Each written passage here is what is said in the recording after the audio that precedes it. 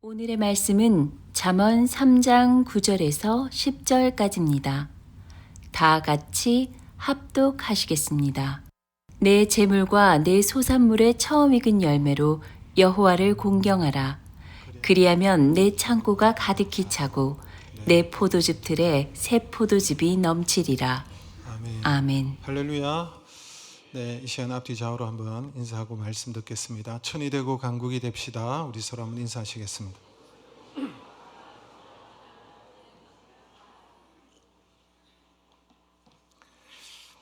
네, 오늘은 무엇을 감사할까 제목으로 우리 맥주 감사 주일 말씀을 한번 듣도록 하겠습니다. 구약 성경을 보면 이스라엘 사람들이 지키는 3대 명절이 소개되고 있습니다. 여러분 잘 아시죠? 유월절, 맥추절, 그리고 수장절, 이 3대 절기가 있습니다. 이 절기가 되면 이스라엘의 남자로 태어난 성인이 된 사람이라면 누구나 지켜야 되는 절기로 하나님께서 명령하셨어요. 그리고 이때는 하나님 앞에 나올 때 빈손으로 나오지 못하도록 하셨어요. 반드시 하나님께서 주신 그 은혜를 생각하면서 주신 복을 따라서 정성을 다하여 감사의 예물을 하나님 앞에 드리도록 하나님께서 명시하셨습니다. 그래서 오늘날도 이 말씀에 순종하여서 저와 여러분이 맥추절을 지키는 것입니다. 그러면 오늘날 무엇으로 인해서 이 맥추절에 우리가 감사해야 될까? 감사할 내용이 많지만 특별히 맥추절을 맞이하면서 우리가 무엇으로 감사해야 될까? 여러분, 맥추절을 또 다른 말로 성경에 보면은 많이 얘기하고 있습니다. 초실절이라고도 하기도 하고 칠칠절이라고도 부르기도 하고 맥추절을 또 오순절이라고도 부르기도 합니다. 맥추절을 이와 같이 다른 이름으로 부르는 이유가 무엇일까? 그리고 이날에 우리가 감사해야 될 이유가 무엇인지 한 3가지 정도만 우리가 생각해 보겠습니다. 첫째는 첫 열매를 주셨기 때문에 감사라는 것입니다. 맥추절은 초실절이라고도 부릅니다. 첫 열매를 주신 절기. 초실절은 주신 소산물의 첫 열매를 가지고 감사하는 것을 말합니다. 출애굽기 23장 16절 말씀 우리 같이 읽겠습니다.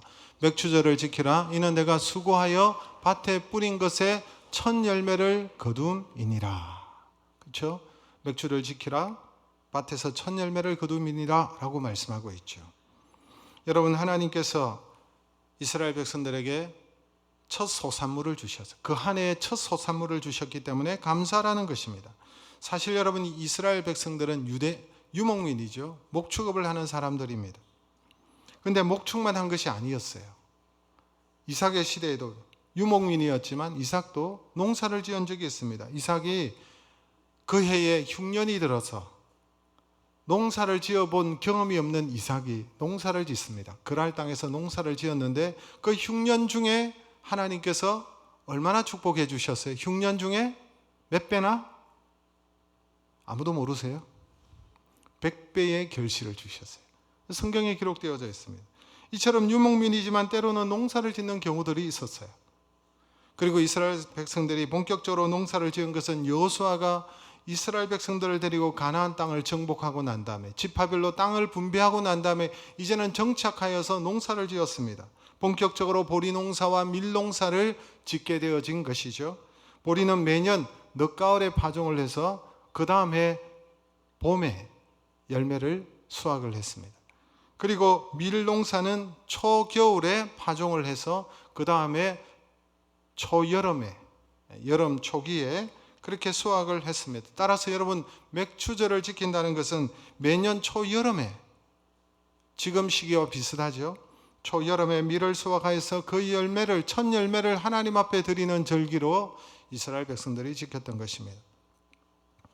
그러므로 맥추절은 하나님 앞에서 가장 좋은 첫 열매를 바치는 날이기 때문에 초실절이다, 이렇게 성경에 기록되어져 있습니다. 오늘 우리가 읽었던 잠언 3장 9절에서 10절의 말씀 우리 다시 한번 보겠습니다. 같이 읽습니다. 내 재물과 내 소산물의 처음 익은 열매로 여호와를 공경하라. 그리하면 내 창고가 가득히 차고 내 포도즙 틀에 새 포도즙이 넘치리라. 다시 말해서 여러분, 첫 열매로 하나님을 공경하라 라고 말을 하고 있잖아요. 어떻게 공경합니까? 내 부모를 공경하라 하듯이 하나님을 공경하라. 하나님을 공경하는 방법이 뭐냐? 첫 열매 가운데 가장 좋은 것을 구별하여 정성을 다하여 하나님 앞에 드림으로 말미암아 이 모든 소산물이 하나님께서 주셨기 때문에 우리가 거둘 수 있게 되었습니다라는 그 믿음의 고백과 함께 그 소산물의 처음에 그것을 하나님 앞에 드리는 거예요. 그럴 때 하나님께서 그것을 기뻐하시고 하나님께서 네 창고가 가득 차게 하겠다라고 말씀하시는 거예요. 여러분, 그렇습니다. 우리가 하나님 앞에 감사하는 것과 우리의 신앙은 정비례한다고 볼 수 있습니다.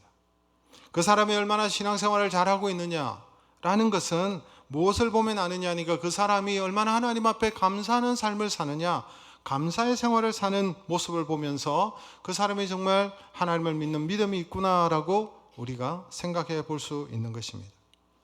그러므로 이 시간 우리가 맥주절을 맞이하여서 각자 자신이 하나님 앞에서 어떻게 감사 생활을 하고 있는지를 한번 살펴보시기를 바랍니다. 여러분, 모든 절대 주권은 하나님께 있잖아요. 하나님께서 주셔야, 주권자가 하나님이시기 때문에. 그래서 여러분, 주시는 이도 하나님이시고 취하시는 이도 하나님이시고, 믿으십니까? 우리의 모든 소산물을 주시는 분이 하나님이세요. 그렇기 때문에 내 힘으로, 내 수단으로, 내 방법으로 재물을 얻은 것이 아니기 때문에 하나님이 주셔야 내가 받을 수 있습니다라는 고백을 우리가 하면서 이 소산물을 가지고 하나님 앞에 구별하여 감사함으로 드리는 것이죠. 하나님께서 내게 첫 소산물을 주셨다고 고백하면서 내가 땀 흘리고 수고하고 애를 썼지만 하나님께서 주시지 아니하시면 거둘 수 없다는 사실을 인정하고 하나님께서 주셨다고 고백하는 것입니다. 여러분, 농부가 아무리 수고하고 땀 흘려도 하나님께서 허락하셔야 열매를 거둘 수 있습니다. 때마다 시마다 그 농사의 모든 과정 속에 이른 비와 늦은 비를 주셔야만이, 하나님께서 은혜를 베풀어 주셔야만이 거둘 수 있는 것이죠. 그래서 가장 먼저 이 초실절을 지키라, 맥주절을 지키라는 것은 가장 첫 소산물이 하나님으로부터 왔음을, 그 소산물이 다 하나님으로부터 왔음을 알고 가장 처음에 그것을 하나님 앞에 드리도록 했던 것입니다. 여러분, 하나님께서 기뻐하시는 감사는요, 내가 쓸 것 다 쓰고 남는 것을 드리는 것을 하나님께서 기뻐하시는 것이 아니라 내가 쓰기 전에 먼저 첫 열매를 가장 좋은 것으로 하나님 앞에 드리는 감사를 기뻐하시는 줄로 믿습니다. 우리가 평소에 드리는 11조도 마찬가지죠. 우리가 설 일이 많고 쓸 게 아무리 많고 급한 일이 아무리 많지만 소독의 첫 열매를 하나님 앞에 감사함으로 드리고 난 다음에 그 나머지를 가지고 하나님 앞에서 살아갈 때에 하나님께서 기뻐하시고 여러분, 우리의 창고가 가득 차게 하시는 줄로 믿습니다. 여러분의 창고가 비었습니까? 여러분의 창고가 비었으면 정말 하나님의 말씀대로, 하나님은 인생이 아니시니 거짓말을 하지 아니하시고 하나님은 사람이 아니시니 시건치 아니하시는 그 하나님께서, 그 약속을 이루시는 그 하나님께서 여러분, 우리에게 주신 이 말씀을 따라서 감사해 보세요. 감사의 삶을 살아보세요. 그럴 때 하나님께서 여러분의 창고가 가득 차게 하시고 여러분의 포도즙 틀에 새 포도주가 넘치도록 하실 줄로 믿으시기를 주님의 이름으로 축복합니다. 포도주는 기쁨을 의미해요. 그래서 기쁨을 넘치게 하시는 거예요. 이처럼 첫 열매를 주심으로 인해서 맥주절에 감사하고, 두 번째로 우리가 감사할 것은 하나님께서 우리에게 말씀을 주셨기 때문에 감사하는 절기입니다. 여러분, 맥주절을 77절이라고 부르죠. 왜 77절이라고 불렀을까요? 일단 여러분, 민수기 28장 26절의 말씀을 우리 같이 한번 읽겠습니다. 77절, 처음 익은 열매를 드리는 날에 너희가 여호와께 새 소재를 드릴 때에도 성회로 모일 것이요 아무 일도 하지 말 것이며.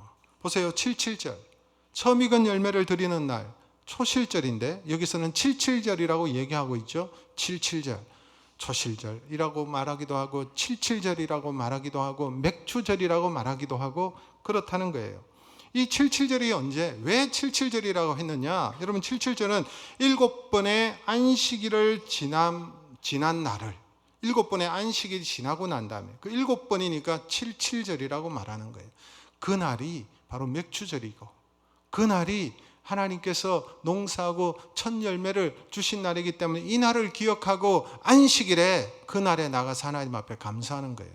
그런데 여러분, 이 77절이 또 어떤 날입니까? 이스라엘 백성들이 여러분 출애굽했던 그 날을 기억하십니까? 이스라엘 백성들이 언제 그 애굽 땅에서 나왔습니까? 무엇을 지키고 그 다음에 나왔습니까? 유월절이죠. 유월절. 바로의 마음이 워낙 강팍해 가지고 하나님께서 내 백성을 보내라고 얘기했음에도 불구하고 이 바로가 말을 듣지 않을 때 하나님께서 10가지 재앙을 보내시잖아요. 10가지 재앙을 그 애굽 땅에 내리시는데 마지막 재앙이 장자의 죽음이었습니다.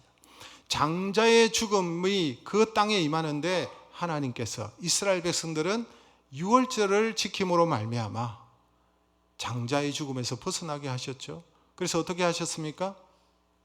네, 하나님께서 무엇을 잡고? 어린 양을 잡아서 그 양의 피를 문설주에 바르고 그 저녁에 이스라엘 백성들이 출애굽하고 유월절을 지키고 그 다음 날에 출발을 했는 그 전날 밤에 그 피를 바르고 가족들이 모여서 그것을 여러분 그 유월절에 어린 양을 먹도록 했잖아요.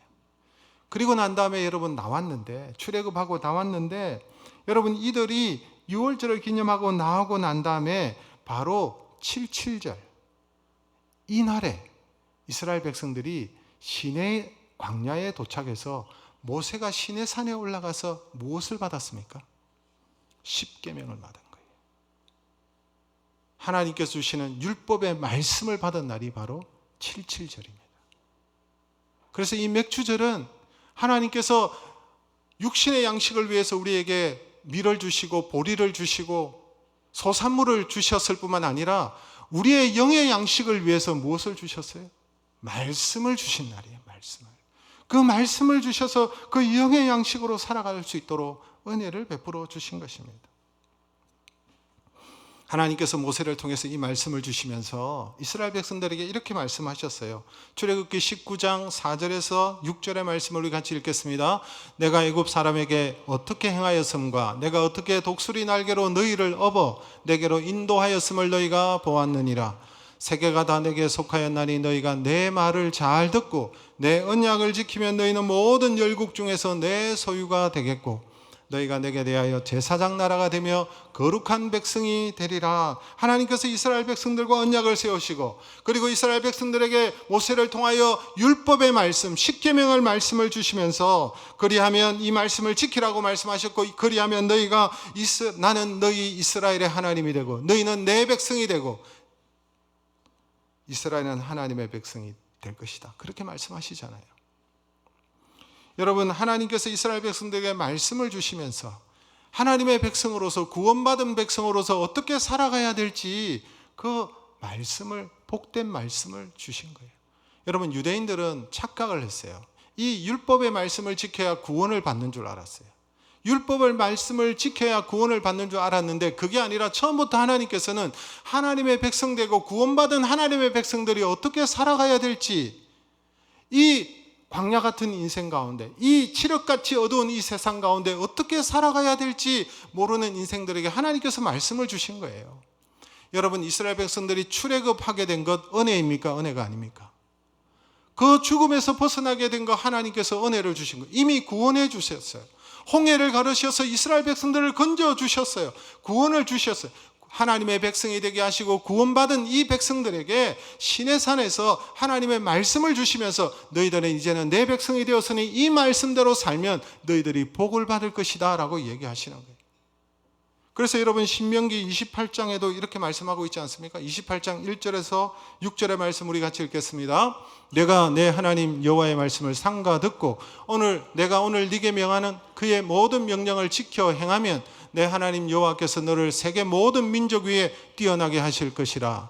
내가 내 하나님 여호와의 말씀을 청종하면 이 모든 복이 내게 임하여 내게 이르리니 성읍에도 복을 받고 들에서도 복을 받을 것이며 내 몸의 자녀와 내 토지의 소산과 내 짐승의 새끼와 소와 양의 새끼가 복을 받을 것이며 내 광주리와 떡반죽 그릇이 복을 받을 것이며 내가 들어와도 복을 받고 나가도 복을 받을 것이니라. 여러분 신명기 28장을 읽어보세요. 얼마나 하나님께서 이 말씀대로 지켜 행하면 내가 너에게 복을 주겠다 하나님께서 약속하시는. 그래서 이스라엘 백성들에게 하나님의 백성들에게 무엇을 주시기 위해서 말씀을 주신 거예요? 복 주시기 위해서. 우리를 책망하고 우리를 멸망하기 위해서 우리가 지키지도 못하는 그런 법을 하나님께서 주셔서 우리를 망하도록 하게 하신 것이 아니라 주의 말씀을 지킴으로 하나님의 백성답게 하나님의 자녀답게 그리고 복을 누리며 축복 가운데 살아갈 수 있도록 하기 위해서 우리에게 말씀을 주신 것입니다. 그날이 언제예요? 7.7절. 그날이 여러분 이스라엘 백성들이 말씀을 받은 날이에요. 여러분 성경에 신약 성경에도 마찬가지입니다. 신약 성경에도 하나님께서 우리에게 말씀을 주신 이유가 뭐? 이 말씀이 생명이니까, 이 말씀이 우리를 구원케 하는 말씀이니까 그래서 말씀을 주신 거예요. 성경의 목적이 거기에 있어요. 여러분 디모데후서 3장 15절 말씀 우리 같이 읽겠습니다. 성경은 능히 너희로 하여금 그리스도 예수 안에 있는 믿음으로 말미암아 구원에 이르는 지혜가 있게 하느니라. 그래서 성경은 무엇에 이르는 지혜가 있다고요? 구원. 그래서 성경은 구원의 길을 가르치는 책이에요. 성경에 대해서 오해하지 마세요. 성경은 여러분 역사책이 아닙니다. 인류 역사를 완전하게 보여주는 책이 아닙니다. 성경은 여러분 과학책이 아닙니다. 성경은 오직 어떤 책입니까? 구원의 지식에 이르는 지혜를 주는 책입니다. 우리를 구원케 하는 그런 책입니다. 그래서 여러분 신구약 성경 66권을 관통하는 내용이 무엇입니까? 오직 예수 그리스도를 통한 구원의 길을 제시하고 있는 거예요. 구약의 성경을 펼쳐도 예수 그리스도의 보혈이 보이는 거예요. 십자가가 보이는 거예요. 신약의 말씀을 펼쳐도 마찬가지고. 여러분 하나님께서 우리에게 말씀을 주신 이유가 뭡니까? 우리에게 힘을 주시기 위해서, 우리에게 능력을 주시기 위해서. 여러분 디모데후서 3장 16절에서 17절 말씀 또 읽습니다. 모든 성경은 하나님의 감동으로 된 것으로 교훈과 책망과 바르게 함과 의로 교육하기에 유익하니 이는 하나님의 사람으로 온전하게 하며 모든 선한 일을 행할 능력을 갖추게 하려 함이라. 보세요. 하나님의 말씀은요 우리를 구원케 하는 책일 뿐만 아니라 우리를 온전한 자로 세우는 거예요. 우리를 선한 능력을 행할 능력을 가진 자로, 승리하는 자로 살아갈 수 있도록 하신다는 거예요. 성경은 구원의 길을 가르칠 뿐만 아니라 구원받은 자가 승리하며 살아갈 수 있는 힘과 능력을 주시는 살아있는 하나님의 말씀인 줄로 믿습니다. 그래서 이 말씀을 읽으면 여러분 힘이 생기고, 하나님의 말씀을 읽으면 위로를 받고, 하나님의 말씀을 읽으면 여러분 용기가 생기고 담대함이 생기고 모든 부정적인 것이 떠나가고 내가 감당할 수 없는 것도 하나님 앞에 모든 것을 맡기게 하고, 이 말씀대로 살아가면 이 말씀의 능력이 우리가 죄와 싸워 이기게 만들고 마귀와 싸워 이기게 만드는 줄로 믿습니다. 여러분 한번 생각해 보세요. 여러분이 언제 유혹에 넘어집니까? 언제 여러분이 시험에 듭니까? 내 마음에 하나님의 말씀이 없을 때이지 않습니까? 내가 말씀과 멀리하고 말씀의 능력이 내 속에서 사라질 때에 여러분 우리는 넘어지고 무너지는 것입니다. 세상 유혹 앞에 넘어지고 죄를 범하게 되는 그런 상황들이 펼쳐지는 거예요. 그러나 내 마음에 하나님의 말씀으로 충만하고 그 하나님의 말씀으로 무장되어졌을 때 죄를 이기고 마귀의 유혹을 이기고 시험을 이기고 승리하게 되는 줄로 믿습니다. 하나님의 말씀만이 우리를 올바르게 인도하고 하나님의 말씀만이 우리를 온전케 하고 하나님의 말씀만이 생명의 길로 인도하고 선한 일을 행할 능력을 갖추게 하려 함이라. 여러분 우리가 육신의 밥을 먹어야 살아가듯이 우리의 영혼은 하나님의 말씀, 영의 말씀을 먹어야 사는 줄로 믿습니다. 그래서 하나님께서 이스라엘 백성들에게 우리에게 무엇을 주셨어요? 말씀을 주셨어요. 생명과 같은 말씀을 주셨어요. 제가 한 번은 제가 사실 첫 번째 안식년을 가지고 안식오를 지킬 때에 저기 하와이에 있는 빅 아일랜드죠. 거기에 YM이라고 열방대학이 있었어요. 그 열방대학 가서 목회자 세미나에 참석하고 있는데 예배 시간이 되어서 강단에 모여서 예배를 드리는데 파파유기니 뭐 이런 그 남태평양 쪽에서 사역하시는 선교사님이 한 분 오셨는데 이분이 성경 번역 선교회에 계셨어요. 그러니까 그 남태평양 주변에 얼마나 많은 섬들이 있고 그 종족들이 많습니까? 원주민들이 있는데 그곳에 들어가서 그들의 언어를 익히고 그들에게 하나님의 말씀을 번역하는 그런 성경 번역 선교회가 있었어요. 그래서 여러분 놀랍게도 성경 66권의 말씀을 완전히 번역을 끝마치고 그 종족 언어로 그래서 그 말씀을 헬기에 실어서 이제 그 말씀을 그 원주민들에게 보급하는 그런 영상을 본 적이 있습니다. 근데 하나님 말씀이 막 이렇게 헬기를 타고 내려오는데 그 원주민 모든 주민들이 모여가지고 박수를 치고 노래를 부르고 찬양을 하고 하는데 감격해서 하는 거예요. 왜? 하나님의 말씀이 우리 가운데 내려온다는 거예요. 하나님의 말씀이 우리에게 주어진다는 것입니다. 이 생명의 말씀이 우리에게 주어진다는 거예요. 그래서 우리를 구원의 길로, 우리를 온전한 길로 인도하신다고 생각하니까 이 원주민들이 마치 하나님이 오시는 것처럼, 여러분, 하나님은 눈에 보이지 않고 우리에게 말씀하시는 분이니까, 그래서 기뻐하고 찬양하고 하는 그런 모습을 보았어요. 여러분, 하나님이 우리에게 주시는 이 말씀이 얼마나 소중한지 우리가 알아야 되는 거예요. 이 말씀이 우리를 살리는 것입니다. 이 말씀이 우리를 온전케 하는 것입니다. 아멘이십니까? 제가 3부 예배를 드리면서 조금 아쉬운 게 있어요. 2부에는 보면 이게 중직자들, 봉사자들 이런 분들이 많이 앉아 계셔서 아멘 소리가 3부보다는 한 3배는 큽니다. 근데 3부는 보면은 너무 점잖은 분들이 앉아 계셔가지고 아멘 소리가 잘 안 들려요. 아멘 하는 자에게 은혜를 주시는 거예요. 네, 요렇게 하시면 됩니다. 그래서 여러분, 하나님께서 우리에게 우리를 온전케 하기 위해서, 우리에게 복을 주시기 위해서, 우리에게 생명을 주시기 위해서, 우리가 승리하도록 하기 위해서, 그래서 여러분, 세상에 다른 것이 귀한 것이 아니라 이 말씀이 귀한 거예요. 이 성경 말씀이 귀한 거예요. 이 귀한 말씀을 내가 가지고 있음에도 불구하고 우리에게 주시고 우리 가정에 있고, 이 성경책이 얼마나 많아요. 그런데 이 말씀을 펼치지 않으면 이 보화를 알지 못하고 이 놀라운 은혜를 알지 못하고 얼마나 답답하고 얼마나 여러분 미련하게 우리가 살아가는지 몰라요.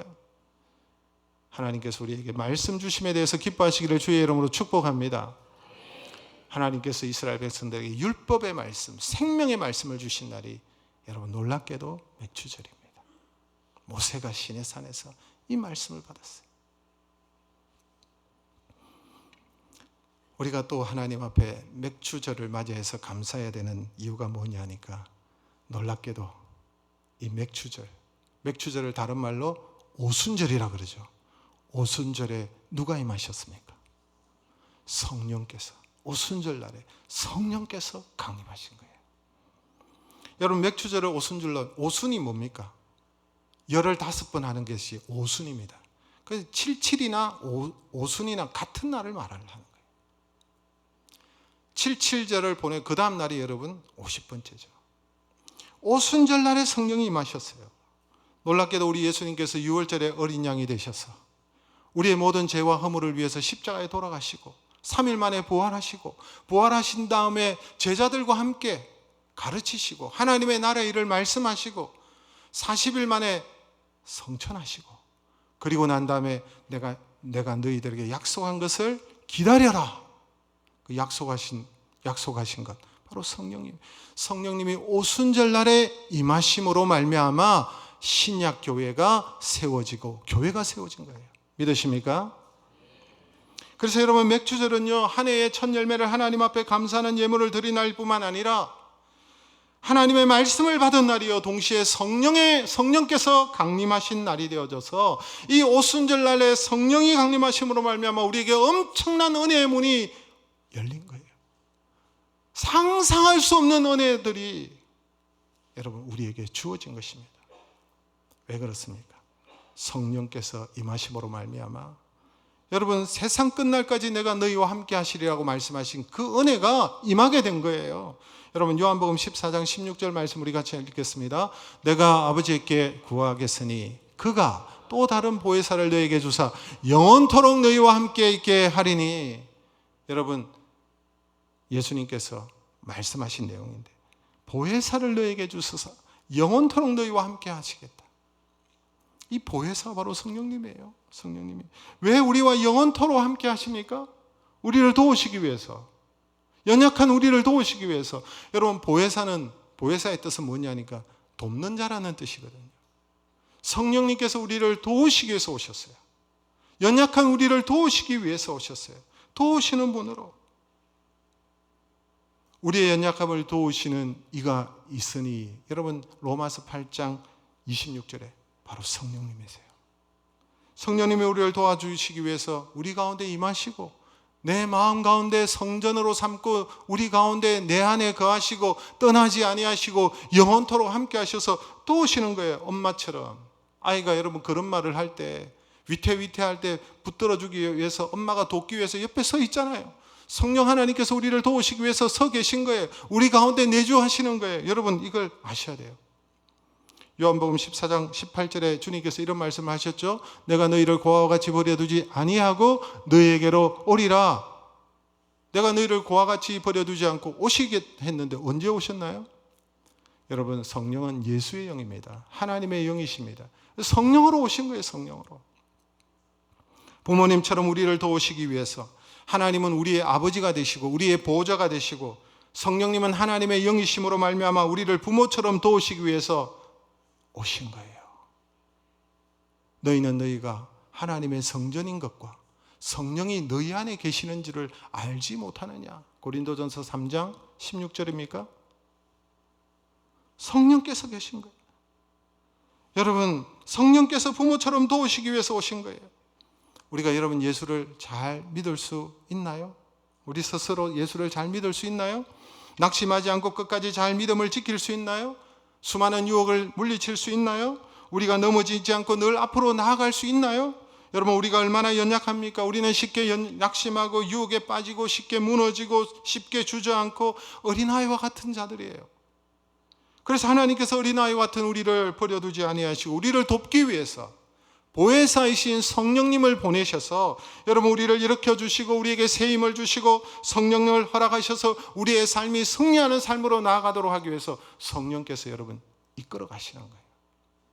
우리 속에 여러분 성령의 소욕과 육체의 소욕이 싸우는 걸 느끼십니까? 여러분 우리 속에 우리 마음에 갈등이 일어나는 거 느끼십니까? 성령께서 계시기 때문에 그런 거예요. 성령이 계시기 때문에 우리의 육체의 소욕을 따라 행하는 것을 막으시는 거예요. 그래서 여러분 우리가 성령께서 인도하시는 대로 순종하고 가면 우리가 승리하는 거예요. 시험에 들지 않는 거예요. 그런 경험이 없으십니까? 성령께서 우리 가운데 계십니다. 이 성령을 우리에게 주신 날이에요. 얼마나 감사합니까? 여러분 성령은요 우리에게 진리를 깨닫고 가르치시는 분이에요. 요한복음 14장 26절 오늘 감사절인데 마치 성령 강림절 같아요. 그죠? 네, 성령 강림절처럼 제가 지금 설교하고 있는데 사실은 여러분 우리가 감사해야 될 내용이 뭔가 거기에 초점이 있습니다. 우리 다시 한번 읽겠습니다. 요한복음 14장 26절 시작. 보혜사 곧 아버지께서 성경거가 너희에게 모든 것을 가르치고 내가 너희에게 말한 모든 것을 생각나게 하리라. 성령은 내가 너희에게 모든 것을 가르치고 내가 너희들의 말한 모든 것을 생각나게 한다. 성령은 가르치시는 분이에요. 진리를 가르치고 깨닫게 하시는 분이에요. 제가 제자훈련을 하잖아요. 오늘도 오후에 제자훈련을 하는데 오늘 하면 이제 1학기 종강입니다. 종강인데 제가 제자훈련을 하면서 늘 같이 먼저 기도하고 동성으로 기도하고 하는데 제가 늘 얘기합니다. 오늘도 성령 하나님께서 이 자리에 임재하셔서 우리가 훈련 가운데 말씀을 볼 때 깨닫게 하시고 우리의 눈을 열어서 알게 하시고 이 말씀이 생명의 말씀이 되어서 우리가 이 말씀대로 살아갈 수 있는 은혜를 주시고 우리가 예수 그리스도를 닮아갈 수 있도록 우리 같이 기도합시다. 여러분 우리를 가르치고 깨닫게 하시는 분이요 우리의 지각으로 아는 게 아니에요. 성령 하나님께서 깨닫게 하시는 거예요. 인간은 말이죠 죄로 어두워져서 잘 알지를 못하고 깨닫지 못하는 존재입니다. 그래서 하나님께서 성령을 보내주셔서 우리 마음에 내주하게 하셔서 우리의 영을 눈을 밝게 하시고 깨우쳐 주셔서 알도록 하시는 거예요. 여러분 우리의 이성으로 우리의 지성으로 하나님의 이 비밀을 하나님의 이 놀라운 복음의 능력과 신비한 이 내용들을 우리가 깨달을 수 있느냐? 깨닫지 못하면 오직 성령께서 깨닫게 하시고 성령께서 역사하심으로 말미암아 여러분 우리가 믿게 되고 알게 되고 하나님께서 주신 그 구원이 나의 것이 되도록 성령께서 역사하시고 우리를 인쳐주시고 믿으십니까? 성령께서 하시는 거예요. 시편 49편 20절에 이런 말씀을 하고 있습니다. 종기 하나 깨닫지 못하는 사람은 멸망하는 무엇과 같다? 짐승 같도다. 여러분 사람들은 죽으로 도살장에 끌려가면서도 자신의 운명을 모르는 짐승처럼 불쌍한 존재들이 많습니다. 깨닫지 못하는 사람들이. 진리를 깨닫지 못하는 사람들이. 근데 성령께서는 우리를 깨닫게 하시는, 우리가 죄인임을 깨닫게 하시고, 우리의 연약함을 깨닫게 하시고, 우리의 힘으로는 구원받을 수 없음을 깨닫게 하시고, 그래서 예수 그리스도가 아니고는 구원받을 수 없다는 것을 알게 하시고, 우리의 마음을 열어서 예수를 믿게 하시고 하나님의 백성으로 삼으시는 분이 성령 하나님이십니다. 그래서 여러분 고린도전서 12장 3절에 이렇게 말씀하고 있잖아요. 같이 읽습니다. 성령으로 아니하거든 누구든지 예수를 주시라 할 수 없느니라. 우리가 예수 그리스도를 주요 그리스도 하나님의 아들이시요 그리스도이십니다라고 고백하는 것은 나의 힘으로 고백하는 게 아니에요. 내가 깨달아서 그런 게 아니에요. 여러분이 선택해서 예수 믿는 것이 아니에요. 여러분이 그렇게 생각하고 계시죠. 내가 믿기로 결심하고 내가 선택하고 그래서 내가 믿는다라고 생각하시죠. 아니에요. 성령께서 역사하시는 거예요. 성령께서 여러분 우리와 함께 하시고 우리의 연약함을 도우시고 우리를 가르쳐 주시고 깨닫게 하시고 우리의 마음의 문을 열어서 예수를 영접하게 하시고 거듭나게 하시고 믿게 하시고 하나님의 자녀가 되게 하시는 모든 과정이 바로 성령께서 역사하시는 과정입니다. 그래서 여러분 구원은 은혜라는 거예요. 내가 믿고 내가 선택했다면 은혜가 못 되죠. 하나님께서는 우리를 구원하시기 위해서 우리의 자유의지를 꺾으시고 우리의 완악함을 꺾으시고, 우리가 그렇지 않으면 예수 안 믿을 존재이기 때문에 꺾으시고 하나님의 구원의 의지가 더 강하심으로 말미암아 우리가 예수 믿도록 하시는 거예요. 우리를 창세전에 선택하시고 택하시고 하나님의 자녀로 삼아주시고자, 그래서 성령께서 우리의 마음의 문을 열게 하시고 받아들이게 하시고 믿게 하시고 깨닫게 하시고 성령의 은혜인 줄로, 하나님의 은혜인 줄로 믿으시기를 주님의 이름으로 축복합니다. 여러분, 오순절날에 성령께서 오신 거예요. 이 성령 하나님은 여러분 놀랍게도 우리를 무엇하도록 인도하십니까? 여러분 사도행전 1장 8절의 말씀 우리 같이 한번 읽겠습니다. 성령이 너에게 임하시면 너희가 권능을 받고 예루살렘과 온 유대와 사마리아와 땅끝까지 이르러 내 증인이 되리라 하시니, 성령이 우리에게 임하면요 우리가 이처럼 깨닫게 하시고 알게 하시고 믿게 만드시고 뿐만 아니라 여러분 우리에게 뭘 주시느냐? 권능을 주신다는 거예요. 능력을 주신다는 거예요. 능력. 그래서 성령 충만한 사람은 놀라운 능력이 있습니다. 세상이 감당치 못해요. 그런 사람을. 그 능력을 주시는 이유가 뭐냐? 그리스도의 증인이 되도록 하기 위해서, 유다와 사마리아와 땅끝까지 내 증인이 되도록 하기 위해서. 성령이 임하면 여러분 우리가 복음의 가치를 알고요, 십자가의 능력을 알고요, 성령이 임하시면 여러분 우리가 변화가 일어나고요, 생각이 바뀌고 인격이 달라지고 가치관이 달라지고, 성령이 임하시면 하나님의 마음을 깨닫게 되고, 성령이 임하시면 그래서 우리가 사명자와 헌신자의 자리로 나아가도록 하시는 거예요. 특별히 복음을 전하는 일에 성령님은 전도의 영이시고 선교의 영이시기 때문에 그런 거예요. 그래서 성령이 임하시기 전에는 내가 세상의 허영과 세상의 것들에 취하여서 세상의 욕심을 따라서 살아갔던 그런 인생이고 거기에만 관심이 있었지만, 그러나 성령이 임하실 때 우리가 달라지는 하나님의 마음을 품게 되는 거예요. 하나님의 뜻을 알게 되는 거예요. 내가 이렇게 살면 안 되구나, 내가 새로운 삶을 살기로 결심하는 거예요. 왜냐하니까 여러분 우리가 그리스도 안에서 새로운 피조물이 되었기 때문에, 성령께서 내 안에 내주하시기 때문에. 여러분 그래서 성령 충만한 공동체는, 성령 충만한 교회는 어떤 교회냐? 계속해서 복음의 열정을 가지고 계속해서 복음을 전하는 일에 집중하는 교회가 성령 충만하고 하나님께서 역사하시는 교회인 줄로 믿습니다. 여러분 안디옥 교회에 성령이 임하시니 여러분 최초로 바울과 바나바를 선교사로 파송하시지 않습니까? 성령을 임하시니 교회가 멈추지 않고 계속해서 끊임없이 복음을 전하는 데 힘쓰는 것을 볼 수가 있습니다. 성령은요 보내십니다. 성령은 파송하시는 분이십니다. 성령께서는 사람들을 유대로 보내시고 사마리아로 보내시고 땅끝까지 보내시는 분이 성령 하나님이십니다. 예수님, 우리 성령님께서 빌립 집사를 사마리아 땅으로 보내셨습니다. 성령께서 베드로를 이방인 고넬료의 집에 보내셨습니다. 성령께서는 바울을 소아시아와 유럽과 땅끝까지 보내셨습니다. 성령님은 우리나라에 수많은 선교사들을 보내셨습니다. 성령님은 한국의 수많은 주의 종들을 들어서 선교사로 파송하셨습니다. 성령님은 오늘도 교회 안에서 역사하시고, 여러분 우리 교회가 성령 하나님의 인도하심을 받아서 부족하지만 선교하는 교회로 세워주시고 열방을 섬기는 교회로 세워주신 거예요. 그래서 여러분 성령으로 충만하면 하나님의 뜻에 일치하는 삶을 살고 하나님의 뜻에 따라서 움직이는 그런 교회가 되고 하나님께서 기뻐하시는 교회가 되고 이 거룩한 일에 이 놀라운 사역에 동참하는 그런 놀라운 은혜를 주시는 줄로 믿습니다. 우리 교회가 설립 30주년을 맞이하여서 올 첫 주에 이사야서 60장 22절의 말씀을 가지고 천이 되고 강국이 됩시다. 작은 자가 천이 되고 약한 자가 강국이 되리라.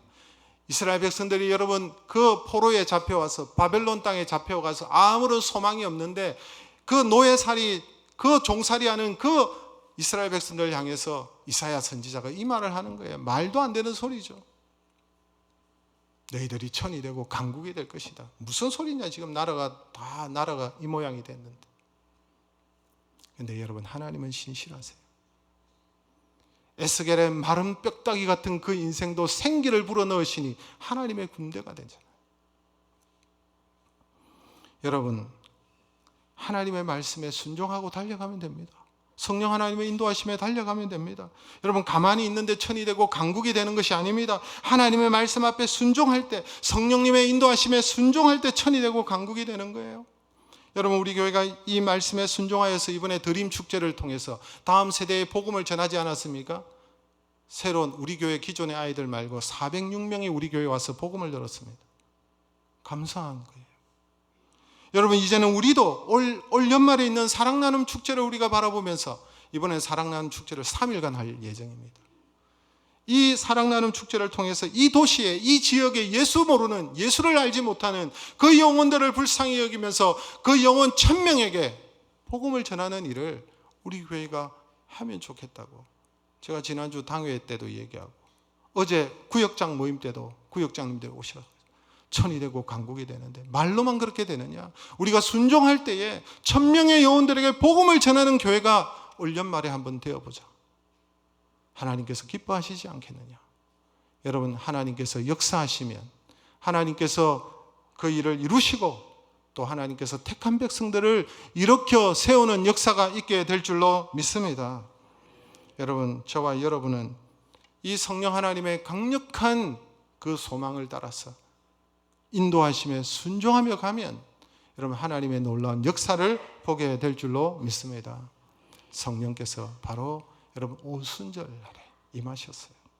맥주절을 농사와 관련되는 절기로 혹은 구약에나 있는 절기로만 생각해서는 안 된다는 거예요. 맥주절은 어느 명절보다도 감사해야 될 내용이 많은 절기입니다. 밀농사가 잘 되어서 수확하게 된 것에 대해서 하나님 앞에 감사하며 첫 열매를 하나님 앞에 바치는 절기입니다. 우리도 마찬가지 지난 6개월 동안 하나님께서 우리에게 주신 소산물과 수많은 은혜들과 우리에게 필요한 것들을 주시는 그 하나님의 은혜와 건강과 평안과 기쁨과 수많은 헤아릴 수 없는 많은 내용들을 가지고 비록 인생의 역경을 만나고 어려움을 만났지만 헤쳐나갈 수 있는 지혜와 은혜와 능력을 주심으로써 여기까지 오게 하신 그 하나님의 은혜를 생각하면서 우리가 감사해야 될 줄로 믿습니다. 또한 우리에게 하나님의 생명의 말씀, 진리의 말씀, 이 말씀을 지키면 내가 너의 하나님이 되고 너는 내 백성이 되리라 라고 말씀하시면서 우리에게 복 주시기 위해서 주신 이 말씀을 지켜 행할 때에 여러분 우리가 말씀으로 죄를 이기고 말씀으로 마귀를 이기고 말씀으로 온전케 하고 여러분 승리하게 하시니 감사하시기를 주님의 이름으로 축복합니다. 그리고 무엇보다도 오순절날에 성령을 우리에게 주셔서 연약한 우리와 영원히 함께 하시고 우리를 도우시고 우리가 진리를 깨닫게 하시고 주의 말씀을 가르쳐 주시고 제사함과 구원의 확신을 가지게 하시고 담대하게 복음을 전할 수 있는 예수의 제자 그리스도의 정인이 되게 하시니 주님과 함께 세계 경영에 참여하는 교회가 되게 하시니 하나님의 뜻에 순종하고 그 하나님의 뜻에 함께 동참하니 얼마나 감사한 일입니까? 이 일로 인하여서 우리가 온전히 하나님 앞에 감사하고 하나님께 영광을 돌리는 우리 열린 하나님교회 모든 성도들 되시기를 주님의 이름으로 축복합니다.